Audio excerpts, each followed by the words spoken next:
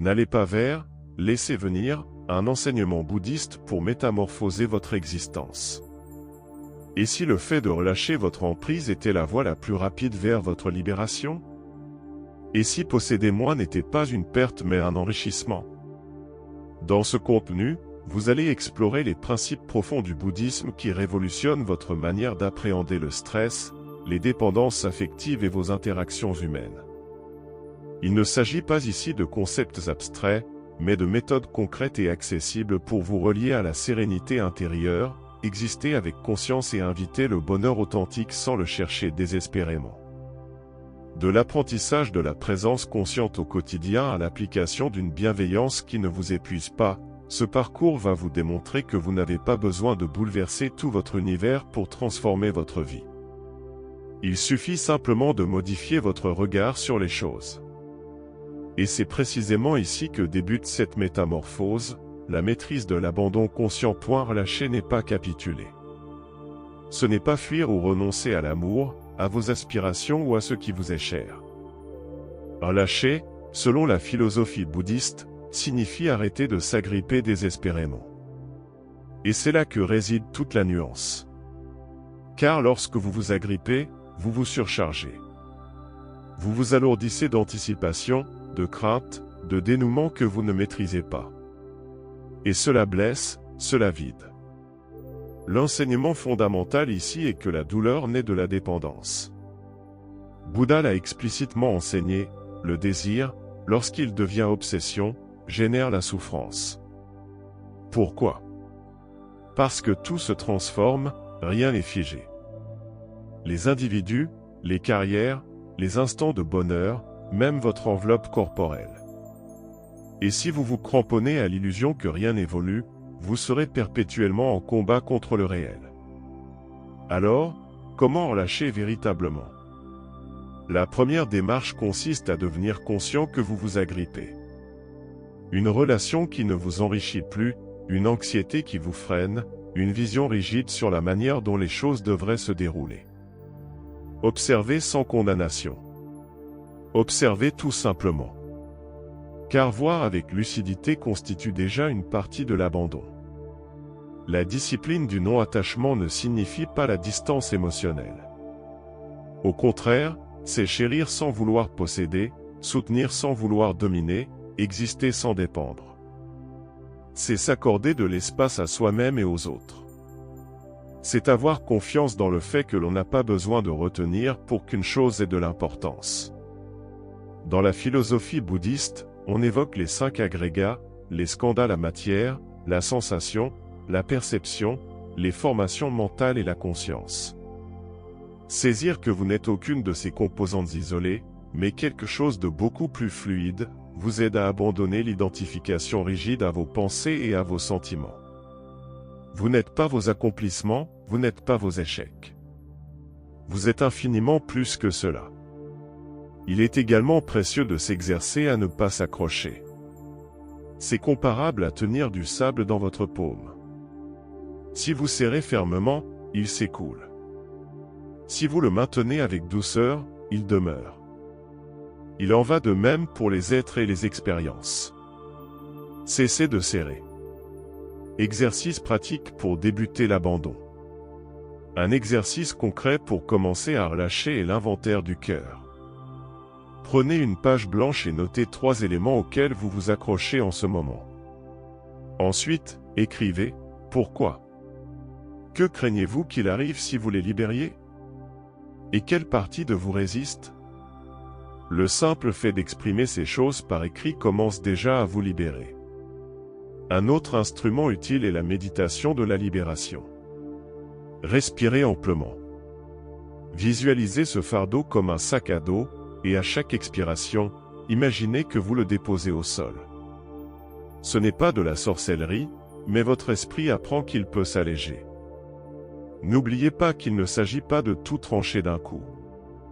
Il s'agit de libérer progressivement ce qui vous entrave. Et chaque fois que vous le faites, quelque chose en vous s'épanouit.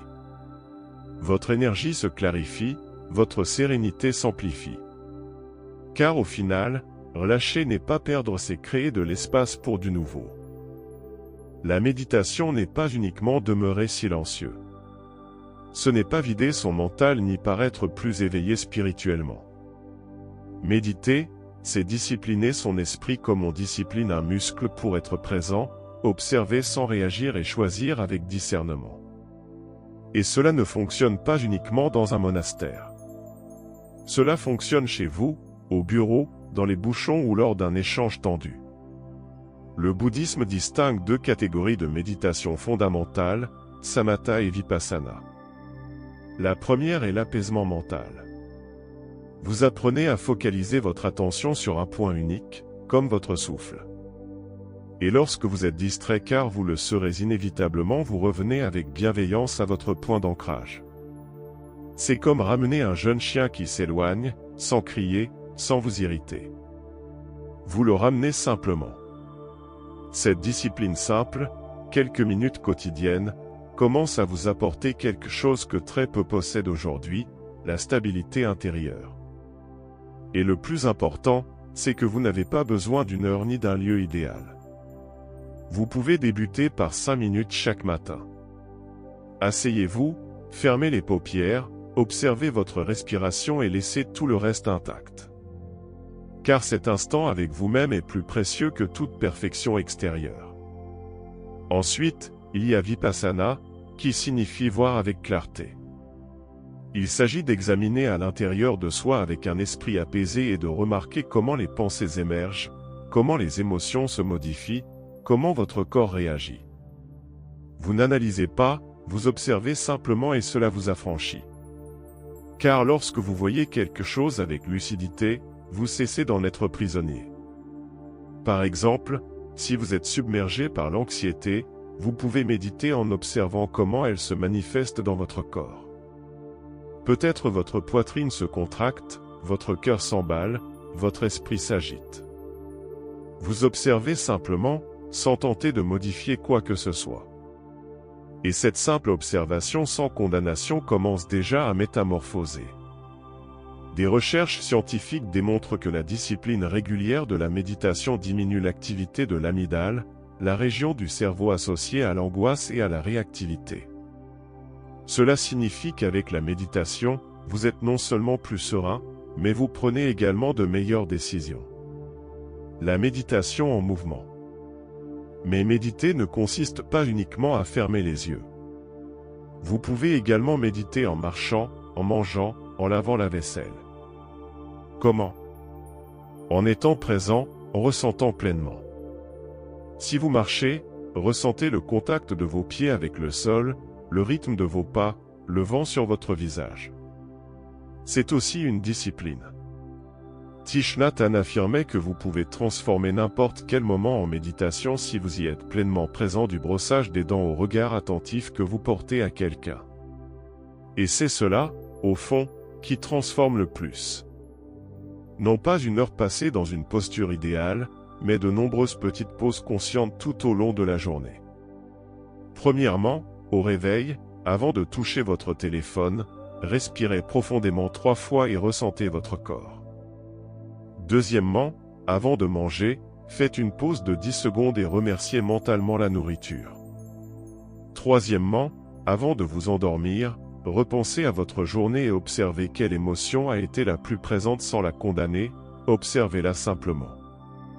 C'est à méditer dans l'existence concrète, transformer des instants ordinaires en espaces de conscience. C'est vous rappeler chaque jour que vous pouvez discipliner votre esprit tout comme vous entraînez votre corps ou apprenez une langue. La différence, c'est que cet entraînement change votre façon de vivre tout le reste. Car lorsque votre esprit est discipliné, vous êtes libre. La présence consciente n'est pas une technique, c'est une manière d'être. Et quand vous saisissez cela, elle cesse d'être quelque chose que vous faites uniquement lorsque vous vous asseyez pour méditer et devient une façon différente d'exister.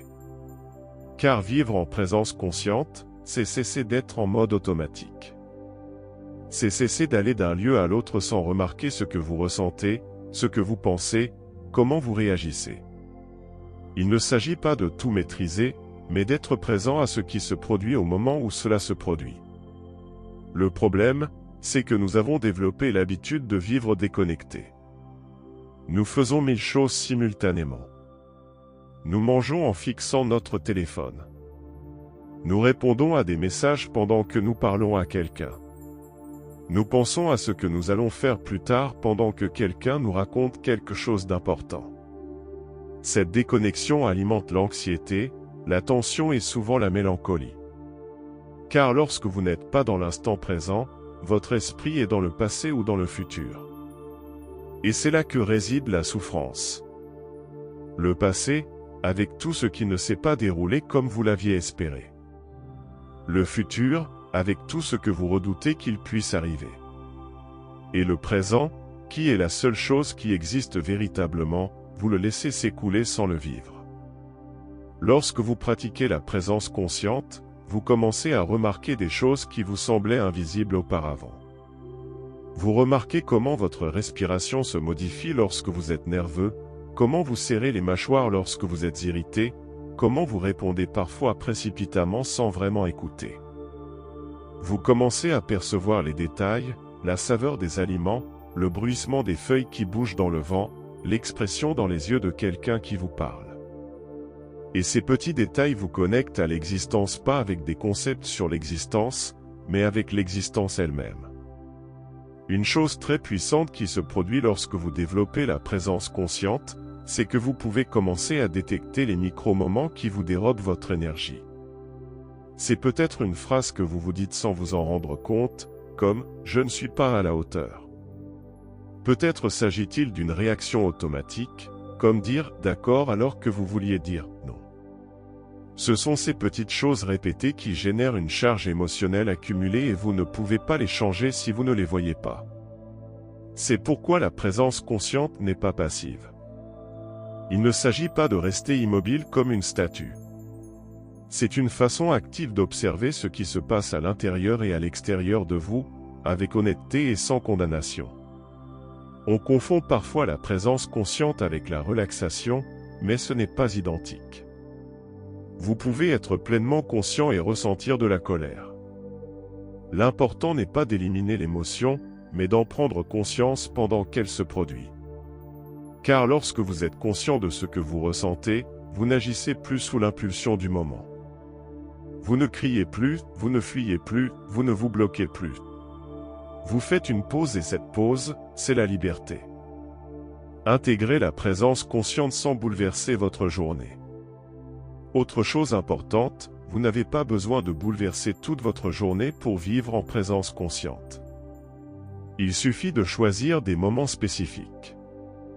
Par exemple, chaque fois que vous entrez dans une pièce, vous pouvez prendre une respiration et observer comment vous vous sentez. Ou lorsque vous vous lavez les mains, sentir l'eau, la texture du savon, le parfum. Ou lorsque vous prenez un café, être simplement là, sans téléphone portable, sans précipitation. Au début, cela semble insignifiant, mais ces petites disciplines entraînent votre esprit. Et le plus beau, c'est que vous commencez à être plus présent avec les autres. Car lorsque vous êtes avec quelqu'un et que vous l'écoutez véritablement sans penser à ce que vous allez dire ensuite, ni regarder cette personne le ressent. Et vous aussi. Cela crée une connexion différente, plus profonde, plus humaine. Dans le bouddhisme, on dit que la présence consciente, c'est comme allumer la lumière dans une pièce obscure. Cela ne change pas ce qui est là, mais cela vous permet de le voir. Et lorsque vous voyez clairement, vous pouvez agir avec sagesse. Cela change votre façon de réagir au conflit, de prendre soin de votre corps, d'interagir avec les autres. Cela change même votre dialogue interne, car vous commencez à remarquer quand vous êtes dur avec vous-même, quand vous en demandez trop, quand vous cessez de vous écouter. Tout cela vous donne du pouvoir. Car la véritable transformation ne vient pas de choses extraordinaires, mais du fait de vivre de manière extraordinaire le quotidien, de réaliser que chaque instant est une occasion d'être présent. Et chaque fois que vous êtes présent, quelque chose en vous s'aligne. Votre esprit, votre corps, votre cœur. Et alors la vie, même dans sa simplicité, commence à se sentir plus pleine. Vivre en présence consciente, ce n'est pas être concentré toute la journée comme un moine. C'est être plus éveillé dans sa propre vie. C'est ne pas laisser les jours s'écouler comme un film dont vous n'êtes que spectateur. C'est revenir au moment présent, encore et encore, comme quelqu'un qui rentre chez lui. Peu importe le nombre de fois où vous vous laissez distraire, ce qui compte, c'est que vous pouvez toujours revenir, car chaque instant est une porte ouverte pour recommencer. Le mot karma est souvent très mal interprété. Il est presque devenu une menace, ce que vous donnez vous revient, comme une sorte de châtiment cosmique pour avoir mal agi. Mais en réalité, le karma n'est ni un châtiment ni une récompense. C'est simplement la cause et l'effet. Tout ce que vous faites, pensez ou dites laisse une trace. Cette trace n'est pas un jugement, c'est une semence. Et chaque semence porte ses fruits selon sa nature. Si vous semez des graines de sérénité, vous récoltez la sérénité. Si vous semez des graines de conflit, tôt ou tard, c'est ce qui germera.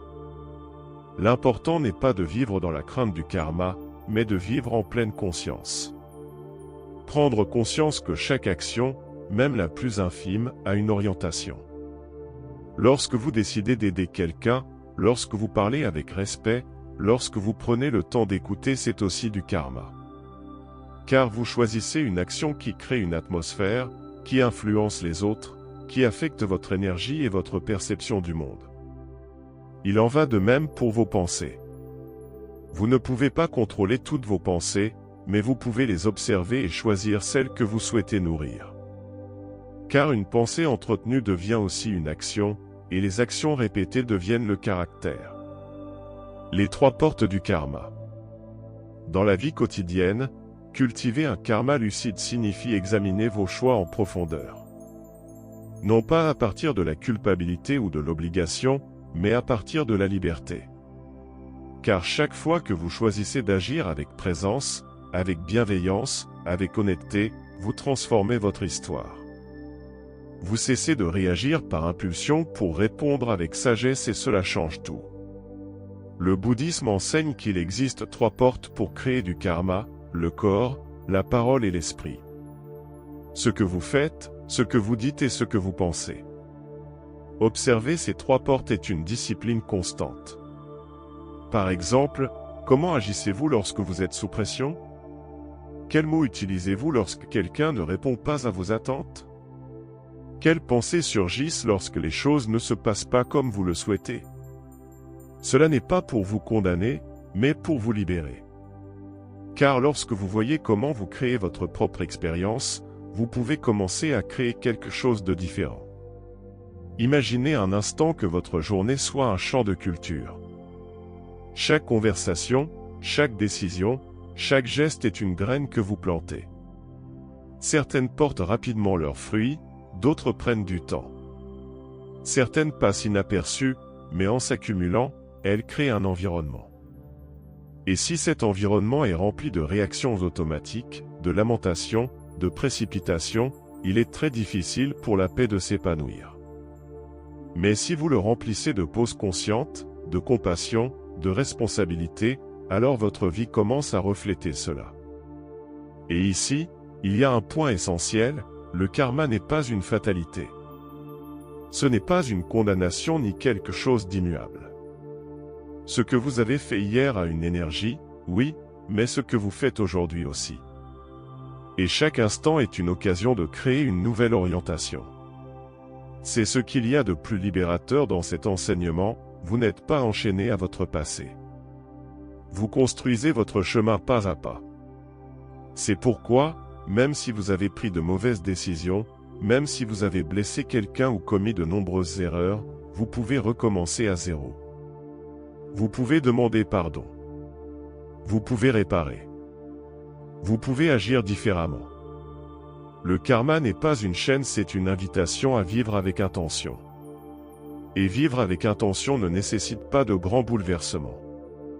Parfois, il suffit de faire une pause avant de parler, de respirer avant de réagir, de choisir de ne pas suivre une pensée négative qui vous épuise. Chaque fois que vous faites un choix conscient, vous réécrivez votre karma. C'est pourquoi, plutôt que de craindre le karma, il faut le comprendre comme une boussole, un guide qui vous montre que tout a de l'importance, non pas pour vous contrôler, mais pour vous donner du pouvoir. Le pouvoir d'influencer votre vie à la racine, à partir de ce que vous choisissez de ressentir, de la façon dont vous traitez les autres, de la façon dont vous décidez d'être dans le monde. Et lorsque vous vivez ainsi, quelque chose change. Vous commencez à attirer des situations plus cohérentes avec ce que vous semez. Non pas parce que l'univers vous récompense, mais parce que vous vibrez différemment et cela, à lui seul, transforme votre réalité. Le karma lucide est cette force silencieuse qui vous accompagne à chaque pas. Et c'est vous qui décidez si vous l'utilisez pour répéter les mêmes schémas ou pour construire quelque chose de nouveau, de plus léger, de plus sage, de plus vôtre. La bienveillance authentique ne consiste pas à porter le fardeau des difficultés des autres. Ce n'est pas se sacrifier jusqu'à l'épuisement, ni se mettre de côté pour le bien-être d'autrui. La véritable bienveillance naît de l'équilibre, d'une compréhension profonde que vous pouvez accompagner la douleur des autres sans vous y dissoudre, que vous pouvez être une présence aimante sans devenir le sauveur de personne. Car si vous vous perdez en voulant aider, ce n'est pas de la bienveillance, c'est une déconnexion de votre propre centre. Nous confondons parfois la bienveillance avec la pitié ou avec l'envie de vouloir résoudre la vie des autres. Et cela, même si cela part d'une bonne intention, peut devenir un piège. Car cela vous épuise, vous vide et crée souvent des relations de dépendance où l'un donne tout et l'autre s'appuie sans grandir. Le bouddhisme enseigne que la bienveillance est l'une des qualités les plus élevées de l'être humain, mais qu'elle n'est pas aveugle, elle est lucide. Et cette lucidité vous permet de savoir quand donner, quand soutenir et quand lâcher prise. Pour cultiver une bienveillance saine, vous devez d'abord vous inclure vous-même. Cela semble simple, mais ce n'est pas le cas, car beaucoup d'entre nous ont appris qu'être une bonne personne, c'est s'oublier soi-même et ce n'est pas vrai. Vous ne pouvez pas donner à partir d'un sentiment de manque. Vous ne pouvez pas prendre soin des autres si vous êtes déconnecté, épuisé ou plein de ressentiment. La véritable bienveillance naît du soin que vous vous portez à vous-même, de la connaissance de vous-même, du respect que vous vous portez et du fait de ne pas vous trahir pour plaire aux autres. Ce n'est pas de l'égoïsme, c'est de la lucidité. Lorsque vous commencez à considérer la bienveillance sous cet angle, vous comprenez qu'aider ne signifie pas toujours faire quelque chose. Parfois, le plus bienveillant est de ne pas intervenir, de laisser l'autre apprendre, de faire confiance à son processus. Être là, mais sans envahir. Écouter, mais sans diriger. Soutenir, mais sans absorber la souffrance de l'autre. Cela demande de la discipline, car l'envie d'aider peut être très forte, surtout quand on aime quelqu'un. Mais avec le temps, on apprend qu'aider ne signifie pas toujours résoudre. Parfois, aider, c'est faire confiance à la capacité de l'autre à trouver son chemin. Et c'est là qu'intervient quelque chose de très important, les frontières. Dans la culture bouddhiste, la frontière n'est pas considérée comme une barrière, mais comme une forme de respect envers soi-même et envers l'autre. Car si vous vous laissez submerger par le désir de plaire, si vous vous taisez par peur du conflit, si vous vous surchargez parce que vous vous sentez responsable de tout, vous franchissez une ligne qui, à long terme, génère de la souffrance. En revanche, lorsque vous savez fixer une frontière avec fermeté et douceur, vous dites « cela m'apporte aussi ». Et c'est une forme de bienveillance. Pratiquer la bienveillance avec des frontières est une façon d'être présent sans disparaître. C'est pouvoir dire « je te vois, je t'écoute, tu comptes pour moi, mais je ne vais pas porter le poids de ce que tu dois assumer ». Et cette clarté ne vous éloigne pas. Elle vous rapproche de manière plus authentique, car vous êtes vous-même, sans masque ni attente. Il existe une pratique bouddhiste appelée Tonglen qui aide à cultiver cette bienveillance consciente. Elle consiste à imaginer qu'en inspirant, vous recevez la souffrance de quelqu'un non pas comme un fardeau, mais comme une reconnaissance et qu'en expirant, vous lui rendez soulagement, compréhension, paix. Cela ne change pas l'extérieur, mais cela change la façon dont vous vous connectez. Et surtout, cela vous permet d'être proche de la douleur sans y rester prisonnier. Dans la vie réelle, cela se traduit par des choses très concrètes. Écoutez sans donner de conseils, offrir son aide, mais seulement dans la mesure où cela ne nuit pas à votre bien-être. Dire non lorsque vous sentez que quelque chose vous dépasse, en ayant confiance que l'autre personne a aussi son chemin, ses ressources, son moment. Car vous n'êtes pas toujours appelé à être la solution de quelqu'un d'autre. Parfois, vous n'êtes qu'un miroir, une étreinte, une présence qui ne juge pas. Et cela, même si cela semble peu, est immense. Car lorsque vous aidez à partir de cet endroit pur et équilibré, votre énergie ne s'épuise pas. Votre bienveillance devient durable. Votre cœur reste ouvert, mais enraciné. Il ne se disperse pas et ne s'endurcit pas. Il bat fort, mais dans une direction précise. C'est pourquoi, si vous avez déjà eu l'impression que donner trop vous brisait de l'intérieur, ce n'était pas de la bienveillance. C'était vous oublier vous-même. Et vous aussi, vous méritez qu'on prenne soin de vous. Vous méritez votre espace. Vous méritez de vous accompagner tout comme vous accompagnez les autres. Car ce n'est que lorsque vous êtes vraiment avec vous-même que vous pouvez être authentiquement avec l'autre. La bienveillance n'est pas un sacrifice, c'est une présence avec amour et des frontières. C'est voir l'autre tel qu'il est, sans le juger. C'est aussi se regarder soi-même, s'honorer, se soutenir. Car c'est à partir de là que l'on peut être une lumière qui accompagne sans s'éteindre. Point dans un monde qui vous pousse à posséder plus, à accomplir plus, à exhiber plus, choisir le dépouillement devient un acte de rébellion, mais pas une rébellion bruyante ou agressive. C'est une rébellion silencieuse qui naît du désir de revenir à l'essentiel, de cesser de courir après des choses dont vous n'avez pas besoin, de cesser de combler le vide avec des objets, des engagements ou des stimuli. Le dépouillement n'est pas un défaut, c'est un choix. Et quand vous le choisissez, vous découvrez que ce qui compte vraiment tient dans peu d'espace. La sagesse bouddhiste a toujours enseigné que l'attachement au bien matériel est l'une des principales sources de souffrance. Non pas parce qu'il est mauvais d'avoir des choses, mais parce que lorsque vous définissez votre valeur par ce que vous possédez, vous vous rendez fragile. Lorsque votre sérénité dépend du fait que vous ayez le dernier modèle, le plus beau corps, le travail parfait, vous vivez dans une tension constante. Et vous ne réalisez pas combien il est difficile de maintenir cette façade jusqu'à ce que vous décidiez de la lâcher. C'est là que commence le calme, car vous commencez à voir que vous n'avez pas besoin de tant de choses pour être bien. Que vous n'avez pas besoin de plus, mais de moins, mais avec du sens. Au Japon, il existe un concept appelé danshari qui signifie littéralement « rejeter, séparer et abandonner ce qui est inutile ». Il ne s'agit pas seulement de ranger votre maison, mais de revoir toute votre vie, vos objets, vos habitudes, vos relations. Demandez-vous, est-ce que cela m'apporte la sérénité ou est-ce que cela m'alourdit? Est-ce que cela me représente ou est-ce que cela me tire vers le bas? Est-ce que je choisis cela consciemment ou est-ce que je le traîne simplement depuis des années? Et lorsque vous vous posez ces questions avec sincérité, vous commencez à remarquer tout ce dont vous n'avez pas réellement besoin. Des choses que vous avez acquises sur un coup de tête, des choses que vous conservez par crainte, des choses qui occupent de l'espace physique, mental et émotionnel. Le dépouillement volontaire ne signifie pas vivre dans le manque, c'est vivre avec intention. C'est s'entourer uniquement de ce qui nourrit votre bien-être. C'est choisir la qualité plutôt que la quantité, la profondeur plutôt que l'apparence. C'est réaliser que votre temps vaut plus que votre liste de tâches, que votre tranquillité vaut plus que votre agenda surchargé, que votre liberté ne réside pas dans le fait d'avoir tout, mais dans le fait de ne pas avoir besoin de tout. Et lorsque vous faites ce pas vers le dépouillement, quelque chose de magique se produit. Le silence devient votre allié. L'espace devient source d'inspiration.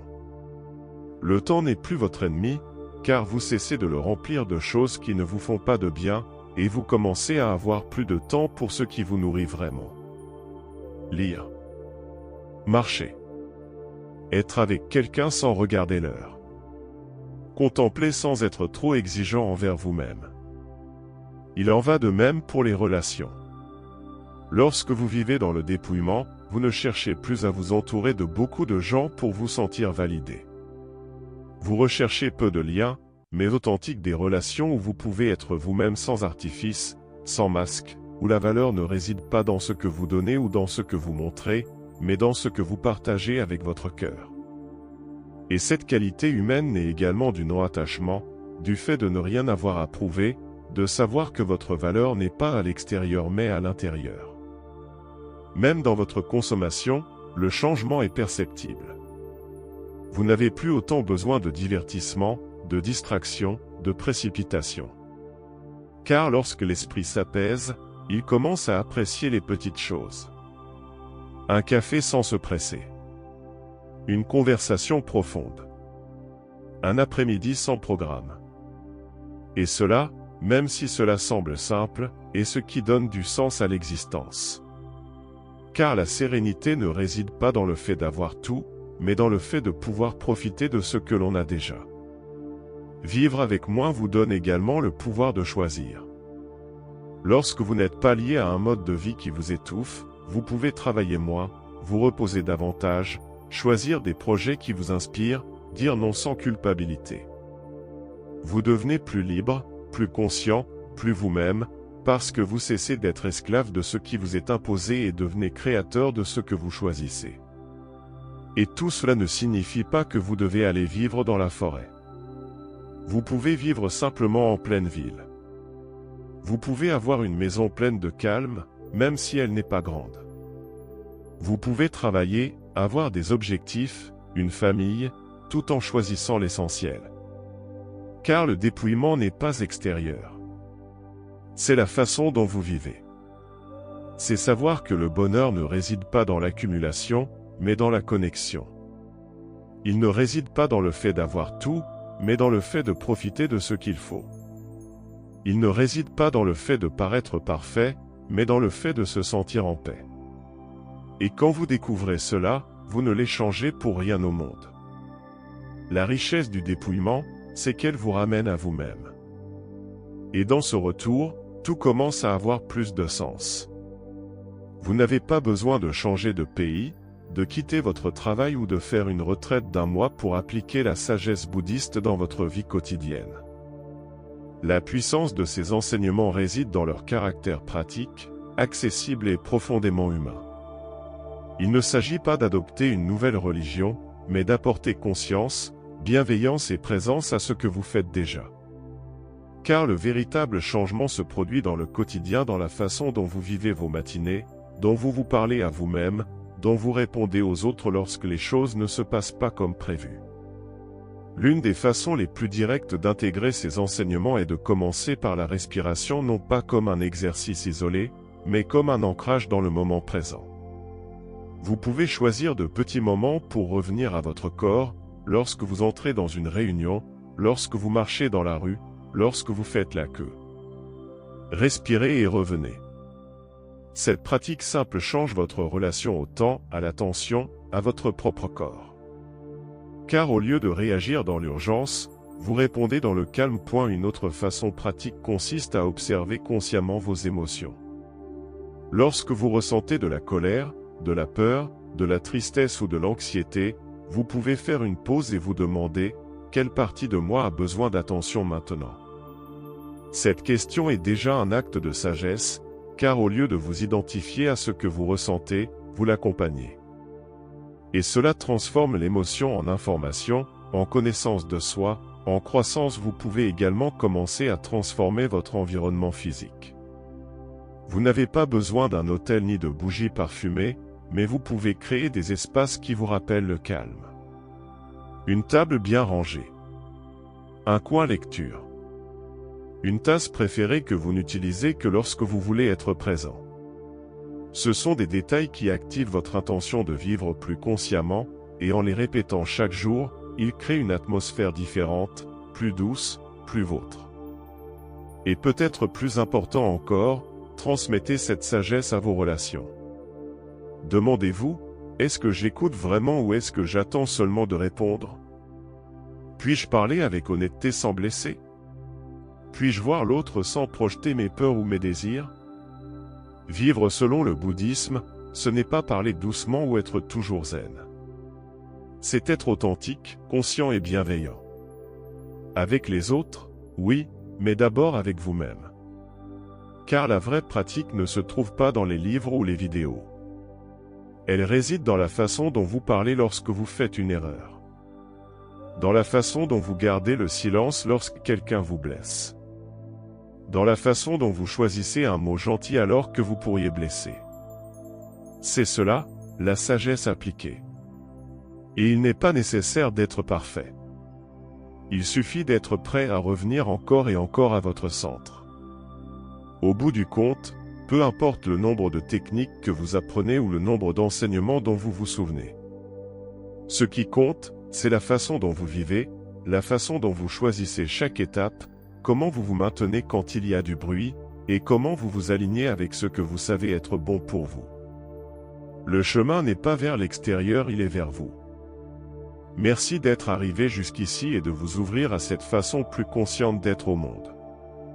Si quelque chose de ce que vous avez entendu aujourd'hui vous a interpellé, je vous invite à le mettre en pratique. Pas tout à la fois, juste un pas. Celui qui résonne le plus en vous. Et si ce contenu vous a apporté quelque chose, abonnez-vous à la chaîne pour continuer à explorer ensemble ce chemin vers la clarté, le calme et la connexion. Et dites-moi dans les commentaires, quelle leçon retenez-vous aujourd'hui? Laquelle allez-vous appliquer dès maintenant dans votre quotidien? À bientôt, et rendez-vous dans la prochaine vidéo.